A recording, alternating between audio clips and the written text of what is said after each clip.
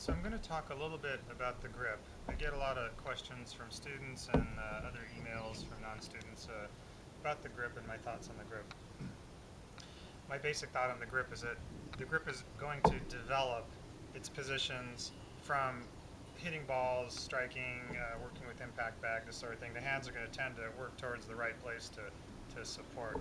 However, there's certain things conceptually that are good to understand. We basically have an issue with grip pressure, the amount of pressure that we're going to apply to the club or to the grip. There's an issue of the hands, how clockwise or counterclockwise, strong or weak the grip is. And then there's the issue of the grip being in the fingers. Is it more in the fingers or more in the palm? And then finally, there's usually questions about the thumb, whether you use a long thumb or a short thumb. So I'm going to discuss these things real quick. Basically, grip pressure. We want to have, as far as a hitter goes, we want to have a firm grip pressure through the swing. Now with swingers, it's different because swingers are relying on a looseness and a freeness of the release of the club because they're trying to time the straightening of the shaft as it goes from flex to unflex. They're trying to time this perfectly, so these hinges need to be really uh, uninterrupted, very free and fluid. For hitters, we don't have to worry about that, which I like. We're trying to take a pre-stressed shaft into impact, so we're just pressuring the thing all the way through. We just take the whole timing element right out of it. So firm grip pressure. However, the key to the firm grip pressure, what we still have to deal with as hitters, is being able to slot the club at the top of the swing to make sure that we get the club working behind our body.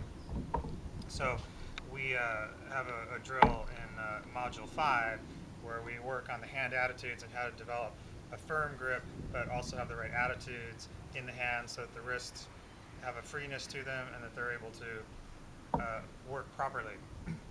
But once we've got the club loaded, then we can really go ahead and hit. So the pressure should be firm, and the pressure should be firm ideally from start to finish, meaning constant grip pressure from the address position, the start of the swing, back, and all the way to our finish.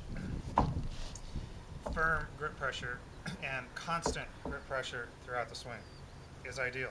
Rather than, again, bring a timing element into it where you got light grip pressure, firms up at the top. Some people try and lighten it coming down. Some people try and increase it. Some people start firm. Better to just keep it one pressure. That way you can gauge that. You can feel it start to finish and just make the golf swing a lot simpler that way. Okay, now as far as the position of the hands on the club, clockwise, counterclockwise, weak, strong. Uh, I think ideally a fairly neutral grip is good. If we're too weak with the left hand and too weak with the right, what happens is we lose the support through the strike. If the right hand is too much on top and the left hand is too weak, we don't really have much support to drive the club through. But there's a trade-off here.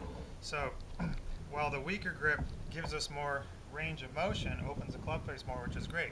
Because if we have an open club face here at what we call P3, the parallel before impact, then we take that open face and we use the pivot rotation to square that up. So the more open, the more we have the green light to just go ahead and really turn and use our pivot and torso and shoulder rotation.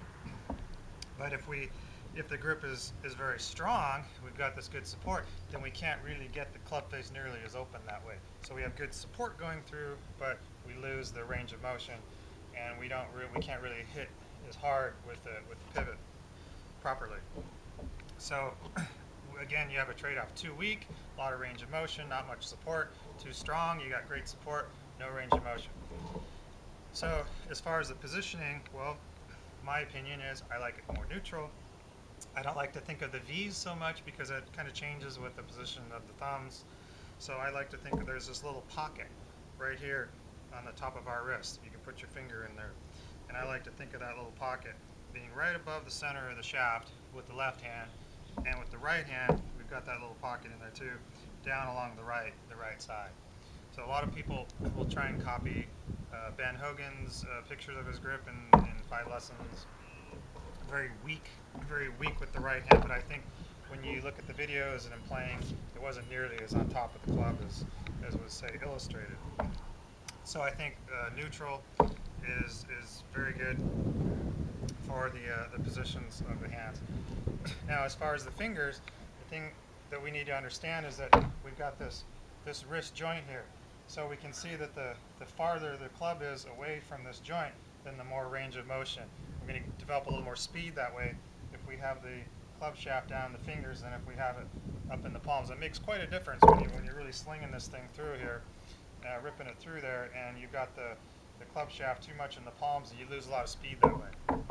So you want to get it down in the fingers as much as you can, but then again, you need to develop strength in the fingers so that you can grip the club firmly and have that secure.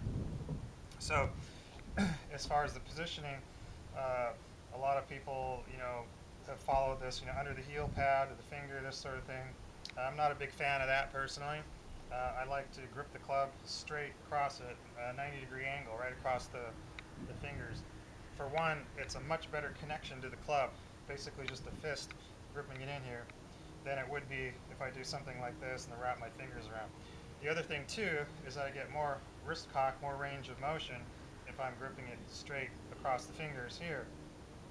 Also, with a longer thumb, a little longer thumb gives me, if I use a short thumb, then I tend to inhibit this. So I lose maybe about, up to maybe 30 degrees there. So in the fingers and straight across, and I like a little longer thumb is good. In the right hand, the same thing. In the fingers and straight across. So it's the grip's very much straight across, very neutral, very firm. So the thumb, the positioning of the hands, and the grip pressure are the main things that we want to be concerned with the grip of the club. So I hope that answers some of your questions, and there'll be more videos on some topics coming soon.